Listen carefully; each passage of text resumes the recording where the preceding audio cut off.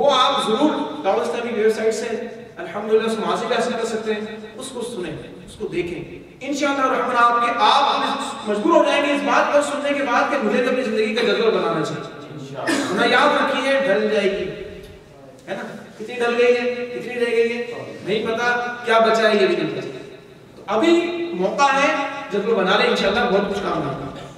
اللہ تعالیٰ میں اپنی زندگی کا جذبہ بنانے کی توفیق عطا فرمائے. الحمدللہ دعوت اسلامی کے مدنی ماحول میں جذبے پر بہت زور دیا جاتا ہے، بلکہ الحمدللہ ہمارے ارکان شورا، اراکین شورا، مشاورت کے اراکین الحمدللہ ایک ماہ ایڈوانس، بعض اوقات تو 63 دن کا ایڈوانس جذبہ پیش کرتے ہیں. سبحان اللہ.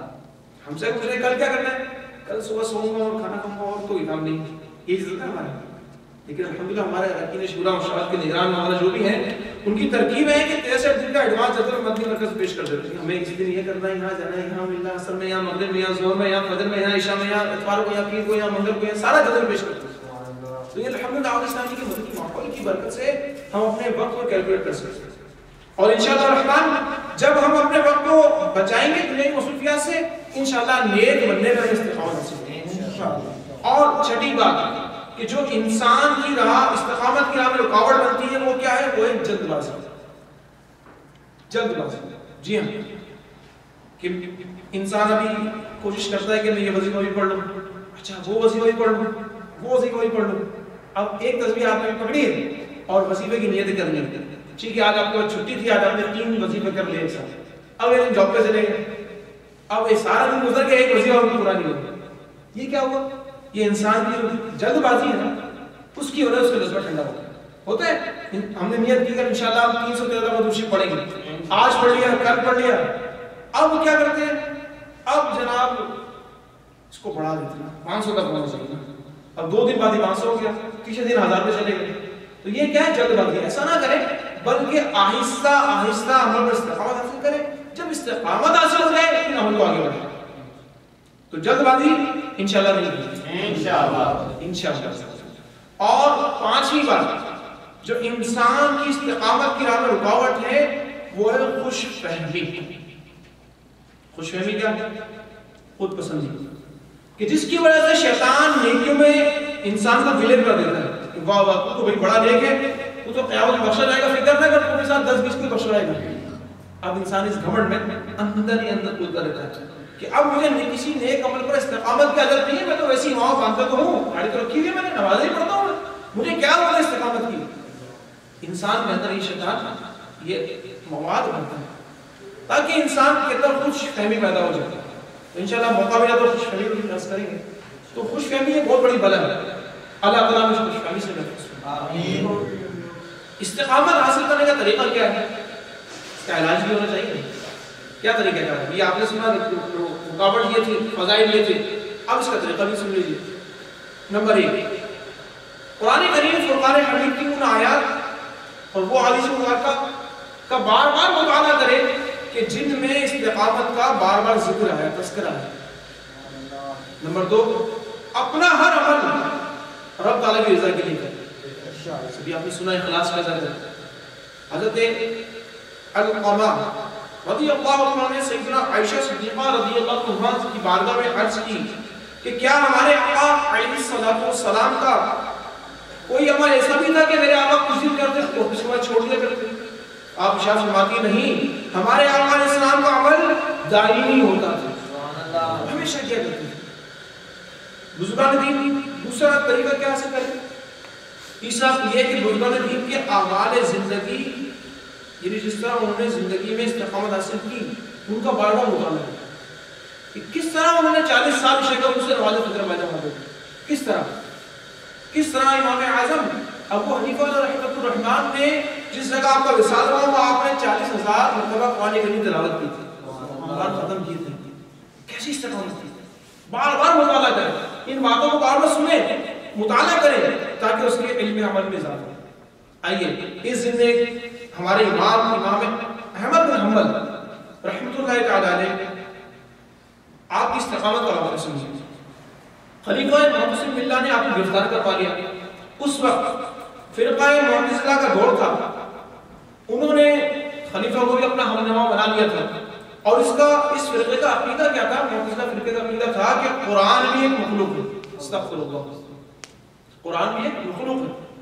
آپ کو پکڑ لیا, خلیفہ کے پاس لے آئے, کہا کہ کہو کہ قرآن کریم کے بارے میں کیا کہتے ہیں؟ آپ نے فرمایا کہ اللہ کا کلام ہے. آپ پر تشدد کیا گیا, آپ کو مارا گیا, لیکن آپ الحمدللہ استقامت کے پہاڑ ثابت تھے. روزانہ آپ کی ننگی پیٹھ مبارک پر کوڑے برسائے جاتے ہیں اور کہا جاتا ہے قرآن کو مخلوق مان لیں, صرف ایک بار ہی زبان سے کہہ دیں. روزے کی حالت میں 4 لوہے کی بیڑیاں آپ کے ہاتھ پاؤں میں ڈالی جاتی ہیں, 4 لوہے کی بیڑیاں, اور اس کے بعد ننگی پیٹھ پر کوڑے برسائے جاتے ہیں. اس قدر ظلم کرتے کرتے آخر کار خلیفہ خود ہی دنیا سے چلا گیا, خلیفہ خود ہی مر گیا. لیکن آپ استقامت کے پہاڑ لیں. آپ نے یہ نہیں کہا کہ قرآن اللہ کی مخلوق فرمایا, قرآن اللہ کا کلام ہے. چنانچہ آپ کے پرزیدہ سیدنا عبداللہ نے فرماتے ہیں کہ آپ اکثر وہ فرماتے ہیں کہ یا اللہ عبدالحسن کا رحم فرما. حضرت عبداللہ آپ بیٹے تھے, آپ فرماتے ہیں میں نے دیکھا بابا جان اکثر دعا کرتے ہیں کہ یا اللہ عبدالحسن کا رحم فرما. میں نے پوچھا بابا جان آخر یہ عبدالحسن ہے کون؟ تو انہوں نے کیا کہا کہ بیٹا یہ ایک چور ہے. ابوالحسن ایک چور ہے جو مجھے راستے میں ملا تھا اور اس نے مجھ سے کہا تھا کہ میری پیٹھ پر کوڑوں کے نشانات ہیں, مگر میں شیطان کی اطاعت میں لگا ہوا ہوں, کچھ مال بھی حاصل کر لیتا ہوں, کوڑے پڑتے ہیں لیکن دوبارہ چوری نہیں چھوڑتا. تو آپ اللہ تعالیٰ کی بارگاہ میں کیسی استقامت آپ کو حاصل ہے کہ آپ نے عقیدے کے خلاف بات نہیں سنی لیکن کوڑے کھانا منظور کیا.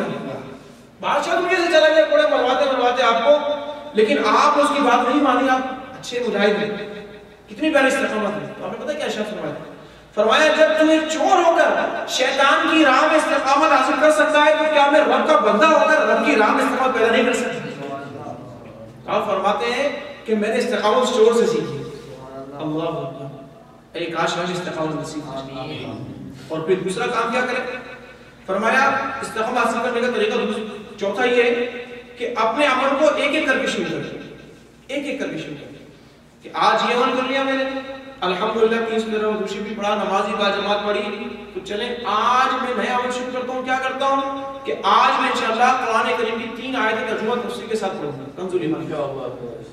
اب اس پر استقامت حاصل کریں. جب اس پہ آہستہ آہستہ پورا پکا ہو جائے, استقامت نصیب ہو جائے, تو اب اس کے بعد نیا عمل شروع کریں کہ اب میں انشاءاللہ نیت کرتا ہوں کہ انشاءاللہ الرحمن اب میں ہفتے وار اجتماع میں ساری رات روزہ کروں گا. ایک ایک عمل کو بڑھاتے جائیں, آہستہ آہستہ بڑھاتے جائیں. چنانچہ انسان کا دل جو ہے وہ لالچی ہوتا ہے, تو دل کو لالچ سے باز رکھیں. فرمایا 5واں کام کیا کریں استقامت حاصل کرنے کے لیے؟ فرمایا جب بھی کوئی عمل شروع کرے تو اس کے ٹائم پیریڈ کو نہ دیکھیں بلکہ اس کے ہونے والے فوائد پر نظر انداز ہو کہ فوائد اس کے کتنے پیارے ہوں گے. مثلا ایک بچہ ہے جو 3 سال تک پڑھتا ہے, 4 سال تک پڑھتا ہے, حافظ قرآن بن جاتا ہے. ایک عالم دین ہے, اب وہ اس کو دیکھتا ہے یار یہ 3 سال میں حافظ بن گیا, میں 8 سال ہو گئے عالم نہیں بنا ابھی تک, شیخ الحدیث نہیں بنا ابھی تک. تو کیا فرمایا ہے کہ ایک عالم کئی حافظوں سے افضل ہے. ایک عالم کئی حافظوں سے افضل ہے. کہ حافظ کے بارے میں نے سنا کہ گھر کے 10 افراد کو بخش پائے گا کہ جن پر گناہوں کی وجہ سے جہنم والی بن چکا تھا, لیکن عالم کو جنت کے دروازے کو روک کے رہے ہیں. فرمایا جائے گا شفاعت فرما, شفاعت فرما. اب جس نے اس عالم نے سہارا دیا ہوا, اس نے وضو کرایا ہوا, روایت آتا ہے سب کو بخشوایا. عالم کی بڑی شان. چنانچہ اس ٹائم پیریڈ کو نہ دیکھیں کہ آپ دوشی پڑھ لو اتنا وقت لگے گا, یہ تو دیکھیں کہ دوشی پڑھنے والا اپنے کس کے قریب کرنا ہے نا, کس کا قرب مجھے نصیب ہو رہا ہے, کون سے آقا کی شفاعت ملنے والی ہے قیامت کے دن, کیسا مجھے اس وقت لطف ملے گا جب پیارے آقا میرے پیارے آقا کے ساتھ میں جوار مجھے جگہ نصیب ہوگی. یہ فوائد ہیں انشاءاللہ کہ انسان عمل پر استقامت پا لے انشاءاللہ. چھٹا کام یہ کرے کہ جس نے دنیا